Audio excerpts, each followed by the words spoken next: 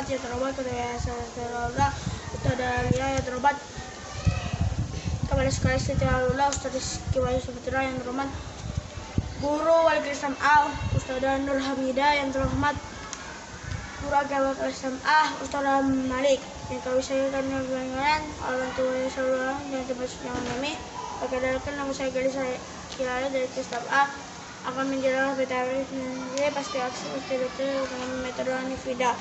Tujuh menulis laporan hasil pengamatan, yaitu pertama berisi informasi sesuai berdasar pengamatan secara langsung. Kedua yaitu laporan harus ada, yaitu satu temuti waktu mengamati objek ciri-ciri laporan. Pertama diulang harus berulang fakta. Kedua terbuka kedua urusan yang baru. Jika saya mau maafkan wassalamualaikum warahmatullahi wabarakatuh.